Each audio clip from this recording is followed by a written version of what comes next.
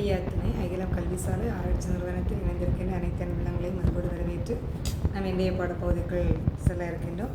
இன்றைய பாடப்பகுதி வாழ்வியல், ஐயா வைகுண்டர் அருளிய வாழ்வியல் நெறிகள் என்ற பாடப்பகுதியில் நம்முடைய வாழ்க்கையில் நாம் என்ன நெறியோடு வாழ்ந்து கர்ம வினைகள் எதுவும் அண்டாமல் வாழ முடியும், எப்படி வாழ வேண்டும் என்பதை பற்றி ஐயா நமக்கு பல ஞான உபதேசங்களை அருளி இருக்கின்றார்கள். அதனுடைய ஒரு தொடர்ச்சியாக இன்றைய வகுப்பாக ஆசை. அந்த ஆசை ஒரு மனிதனை என்ன என்ன பாவ வினைகள் செய்ய தூண்டுகின்றது, அதிலிருந்து விடுபடுவதற்குரிய வழிமுறைகள் என்ன என்பதை இங்கே நம்ம இன்றைய வகுப்பில் பார்க்க இருக்கின்றோம். அதாவது ஐயா சொல்லுவார்கள், ஆசையது உங்களுக்கு தோஷமதாய் இருக்குதப்பா. இந்த ஆசை என்ற ஒரு வினையானது நம்மை பல துன்ப செயல்கள் செய்வதற்கு தூண்டுகின்றது. உதாரணமாக நம்முடைய பொறிகளினால் அந்த கர்ம செயல்கள் ஒவ்வொரு கண்ணால் பார்க்கின்றோம், காதால் கேட்கின்றோம், வாயால் பேசுகின்றோம், மூக்கால் நுகருகின்றோம், நாவால் ருசிக்கின்றோம். இப்படிப்பட்ட இந்த செயல்முறைகள் இருக்கின்றது. இந்த உடல் சுகமாக வாழ வேண்டும் என்ற ஒரு ஆசை இருக்கின்றது. இதனால் நாம் பல செயல்பாடுகளை செய்கின்றோம். இப்போது இங்கே இந்த ஆசை நமக்கு எப்படி துன்பத்தை கொண்டு வருகின்றது என்பதை பார்க்கின்ற போது, இப்போ கண்ணால் பார்க்கின்றோம், ஒரு நல்ல காரியத்தை நாம் கண்ணால் பார்க்க வேண்டும், அது தெய்வத்தை அடைவதற்கு வழிகாட்டுகின்ற வகையில் இருக்க வேண்டும். பாவத்தை காணக்கூடாது, கண்ணால் பாவத்தை பார்க்கக்கூடாது. பாவத்தை காணாதே பராக்கிரமம் காட்டாதே என்று ஐயா சொல்லி இருக்கின்றார்கள்.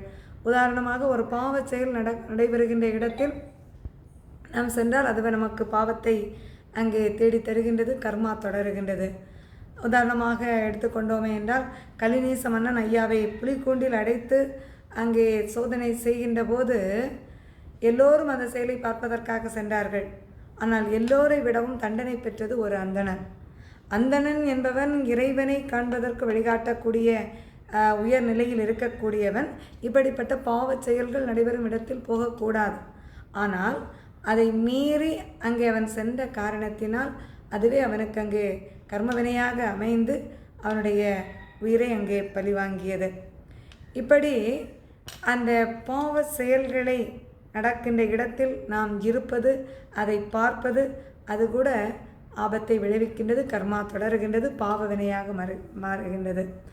அடுத்ததாக மூக்கால் வாசனையை நுகருகின்றோம். ஒரு தெய்வீக இறை அருள் தருகின்ற மலர்களையோ இல்லை சுகந்தங்களையோ நாம் நுகர்வதால் பிரச்சனை இல்லை. ஆனால் ஒரு உயிரை கொன்று அதை பொரித்து அதை வைத்து அந்த மனத்தினால் அந்த உணவை சமைக்கின்ற போது எழுகின்ற அந்த ஆசைக்குள், அந்த மனத்திற்குள் ஆசை செல்லுகின்ற போது பாவவினையாக அது மாறுகின்றது. இந்த செயல்பாடுகளை இதை நாம் மாற்ற வேண்டும். காதால் நல்லவற்றை கேட்க வேண்டும், கண்ணால் நல்லவற்றை பார்க்க வேண்டும், காதால் நல்லவற்றை கேட்க வேண்டும், வாயால் நல்லவற்றை பேச வேண்டும் என்று சொல்வது போல இங்கே ஐயா என் சொல்லை பேசி வாழ வேண்டும், காதால் நல்ல செயல்களையே நல்ல வார்த்தைகளையே கேட்க வேண்டும் என்று சொல்லுகின்றார்கள். ஒருவரை பற்றி புறங்கூறுவதையோ, ஒருவரை பற்றி அங்கே வேதனைப்படும் விதத்தில் தவறாக பேசுவதையோ, இப்படியான செயல்பாடுகளை கேட்பதையோ அதை வாயால் பேசுவதையோ கூடாது என்று ஐயா சொல்லியிருக்கின்றார்கள். இப்படியாக மனம், சித்தம், புத்தி எல்லாவற்றையும் நாம் அடக்கி, நமக்கு எழுகின்ற அந்த ஆசைகளை அடக்கி, ஒரு மனிதனுக்கு அடிப்படை தேவை என்பது உண்ண உணவு, உடுக்க உடை, இருக்க இருப்பிடம். இதற்கு ஒரு மனிதன் ஆசைப்பட்டு அதனுடைய மேல்நிலை அடைய வேண்டும். ஆனால் அதற்கு அப்பால் மீண்டும் மீண்டும் தேவை என்று ஒரு மனிதன் பேராசைப்படுகின்ற போது அதுவே நமக்கு ஆபத்தை உருவாக்கி கொண்டு வருகின்றது. அது மட்டுமல்ல, அது பிறவி என்ற பிணியை மீண்டும் மீண்டும் எடுக்க தூண்டுகின்றது. அளவுக்கு அதிகமாக பணம் சம்பாதிக்க வேண்டும், பிறர் நம்மை பார்த்து புகழ வேண்டும் என்று எண்ணத்தில் மக்கள் மாயை அகப்பட்டு பல தவறுகளை செய்கின்றார்கள். இந்த தவறுகளிலிருந்து நாம் என்ன செய்ய வேண்டும்? விடுபட வேண்டும். இத்தகைய கலிமாய எண்ணங்களை மாற்ற வேண்டும். இந்த ஆசை எப்படி இருக்க வேண்டும் என்றால், இறைவனை அடைவதற்குரிய ஆசையாக இருக்க வேண்டும். நான் எப்படி எந்த வழிமுறையை பின்பற்றினால் அந்த இறைவனோடு ஐக்கியமாக முடியும், இறைநிலையை அடைய முடியும் என்று எண்ணி இதில் ஆசை கொண்டோமேயானால் அந்த ஆசையானது நமக்கு நல்ல விதத்தில் இறைவனை அடைய வழிகாட்டும். அதை விட்டுவிட்டு இந்த பூலோக ஆசை நமக்கு வந்தது என்றால் அதுவே அழிவை தேடி வரும். ஐயா சொல்வார்கள், பூலோக ஆசையது பொருத்தமில்லை உங்களுக்கு, பரலோக பங்கதுதான் பகுதி உண்டு என் மகனே. இந்த உலக பற்றுகள், இந்த உலக மாய செயல்கள் இவையெல்லாம் பெரிது என்று ஆசைப்பட்டு அதற்குள் நாம் சிக்கிவிடக்கூடாது. பரலோக வாழ்வாகிய அந்த தர்மீக வாழ்வை பெறுவதற்கு நாம் பாடுபட வேண்டும். ஆகவே ஆசை என்ற ஒரு வினையை நாம் முதலாக அறுத்தெறிய வேண்டும். அந்த ஆசையே நமக்கு தோஷமாக இருக்கின்றது. ஆகவே இந்த ஆசையது உங்களுக்கு தோஷமாதான் இருக்குதப்பா என்று சொன்னபடி ஒரு நியாயமான ஆசை தேவை. அதை விடுத்து பேராசையோ, பிற பொருளை அபகரிக்கக்கூடிய ஆசையோ, கண்ணாலோ காதாலோ நம் ஐம்புலங்களால் கர்மேந்திரியங்களால் பிறருக்கு துன்பம் தருகின்ற விதத்தில் எந்தவித எண்ணத்தையோ செயல்களையோ செய்யக்கூடாது. அதற்கு ஆசைப்படக்கூடாது. நம்முடைய ஆசையெல்லாம் இறைவனை அடைகின்ற வகையிலே இருக்க வேண்டும் என்று சொல்லி, அதாவது நாம் ஒரு ஆசை, ஒரு உதாரணமாக ஒரு கதையை சொல்லலாம். எதுவும் வேண்டாம் என்று ஒரு பற்றற்ற ஒரு துறவி இருந்து கொண்டிருந்தார். அப்படி வாழ்ந்து கொண்டிருந்த அந்த துறவி ஒரு நாள் அங்கே அவர் இருக்கின்ற அந்த குடிசையை சுற்றிலும் எலியினுடைய தொல்லை அதிகமாக இருக்கின்றது. அப்போது இந்த எலியினுடைய தொல்லையை ஒழிப்பதற்காக பூனை வாங்க வேண்டும் என்று ஆசை கொள்ளுகின்றார். ஒரு பூனையை அடுத்து அதை வாங்கி வளர்த்து வருகின்றார். அப்படி என்றால் அந்த பூனைக்கு அடுத்தது உணவு கொடுக்க வேண்டும். அப்போ உணவு கொடுக்க வேண்டும் என்றால் அந்த பூனைக்குட்டி முதலில் அருந்துவது பால். அப்படி என்றால் அந்த பூனைக்குட்டிக்கு பால் கொடுக்க வேண்டும். அதற்காக பாலை வாங்கி வாங்கி என்ன செய்கின்றார், கொடுத்து கொண்டிருக்கின்றார்.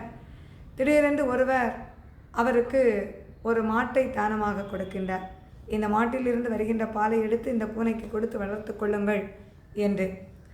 அடுத்து அதை பூனைக்கு கொடுத்துவிட்டு மீதம் இருக்கின்ற பாலை என்ன செய்வது, அங்கே சாக்கடையில் கொட்டுகின்றார். ஒருவர் பார்க்கின்றார், இதை எதற்காக சாக்கடையில் கொட்டுகின்றீர்கள், இதை விற்று காசாக்கினால் உங்களுக்கு அது பலனுள்ளதாக இருக்குமல்லவா என்று அங்கே சொல்ல, அதன்படி அந்த பாலை விற்க ஆரம்பிக்கின்றார். காசு பணம் வருகின்றது. இனி இந்த மாடையும் வீட்டையும் பராமரிப்பதற்கு ஒரு ஆள் வேண்டும். அதற்காக ஒரு பெண்ணை தேர்வு செய்கின்றார். அடுத்ததாக ஆசை மேலோங்குகின்றது. அப்படியே அந்த துறவி என்ற நிலை மாறி இங்கே ஒரு உலகில் சாதாரண மனிதர்களை போன்ற அந்த ஆசை அதற்குள் சிக்கிக்கொண்டு அவர் துன்பத்திற்குள் ஆழ்படுகின்றார்.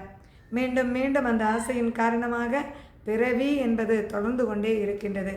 இப்படித்தான் மக்களும் உலக இன்பங்களுக்குள் அகப்பட்டு கொண்டு அந்த ஒரு ஆசையை நிறைவேற்றுவதற்காக அடுத்த ஆசை என்று தொடர்ந்து இறை சிந்தனை இல்லாமல், இறைவனை பற்றி எண்ணாமல் அங்கே கலிக்குள் அகப்பட்டு அழிந்து மீண்டும் பிறவியை எடுக்கின்றார்கள். நாம் இந்த நிலையிலிருந்து மாறி இறை சிந்தனையோடு எப்போதும் வாழ்ந்து நாம் இறைவனை அடைவதற்கு வழிகாண வேண்டும். அதுவே நம்முடைய வாழ்க்கையினுடைய லட்சியமாக இருக்க வேண்டும் என்பதை அன்பாக வேண்டிக்கொண்டு, ஐயா சொன்ன நெறிப்படி வாழ்ந்து தர்மீக வாழ்வை பெறுவோம் ஆக என்று சொல்லி அந்த ஆசையை விட்டுவிட வேண்டும். நியாயமான ஆசை இருக்கலாம், பேராசை என்பது ஒரு மனிதனுக்கு இருக்கக்கூடாது என்பதை உணர்ந்து நாம் செயல்பட வேண்டும். ஐயா.